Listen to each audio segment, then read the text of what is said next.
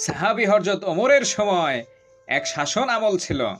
একদিন দুইজন লোক এক বালককে টেনে ধরে নিয়ে আসলো সেই শাহী দরবারে।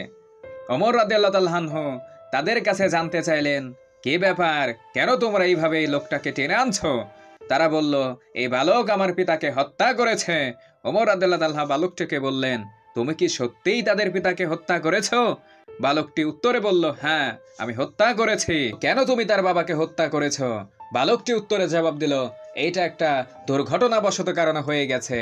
আমার উট তাদের বাগানে ঢুকে পড়েছিল, তা দেখে তাদের পিতা একটা পাথর ছুঁড়ে মারল, যা আমার উটের চোখে এসে লাগলো। আমি দেখতে পাই যে উটটি খুবই কষ্ট পাচ্ছিল, তা দেখে আমি রাগান্বিত হয়ে যাই এবং একটি পাথর তার বাবার দিকে নিক্ষেপ করি। পাথরটি তার বাবার মাথায় লাগে তার বাবা সেইখানেই মারা যায়। ওমর রাদিয়াল্লাহু তাআলা আনহু দুইজনকে বললেন, তোমরা কি এই বালককে ক্ষমা করবে? তারা বলল, না, কখনোই আমরা একে ক্ষমা করব না।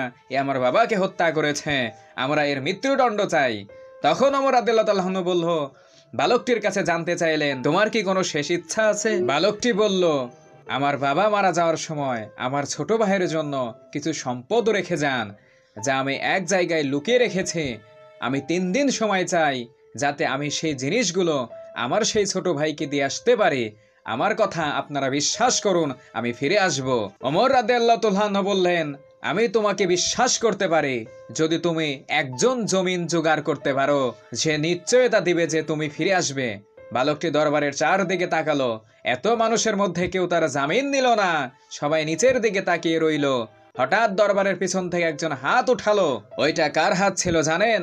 সাহাবী আবু জল গিফারির। তখন তিনি বললেন, আমি জামিন হব এই ছেলের। চিন্তা করুন আপনারা, জামিন মানে হলো যদি সেই বালকটি ফিরে না আসে, তাহলে সেই বালকের বদলে সাহাবী আবু জর গিফারিকে ফাঁসি দেওয়া হবে। সুতরাং বালকটিকে ছেড়ে দেওয়া হলো। 1 দিন গেল, 2 দিনও গেল, বালকটি আর ফিরে আসে না। 3 দিনের মাথায় সেই 2টা ছেলে সেই সাহাবীর কাছে গেল, বলল, আপনি যার জামিন হয়েছেন সে তো এখনো ফিরে আসলো না। বলল, তোমরা সন্ধ্যার সময়ে শাহী দরবারে আসো, আমি সেইখানে যাব। সাহাবীর পিছনে পিছনে হাজার হাজার মানুষ চলে আসলো।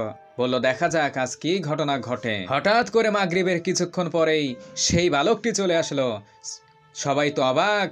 তখন সাহাবী ওমর বললেন, হে বালক, তুমি কেন ফিরে এসেছো? আমি তো তোমার পিছনে কোনো লোক লাগাইনি, কেন তুমি আসলে? বালকটি বলল, আমি চাই না যে কেউ একজন মুসলমান কথা দিয়েছে কিন্তু সে তা কথায় রাখেনি, এটা আমি কখনোই হতে দেব না। আবার আমার জন্য এক ভাই জামিনদা হয়েছে, সেই জামিনওয়ালা ভাইকে বিপদে রেখে আমি দূরে কোথাও যাব না।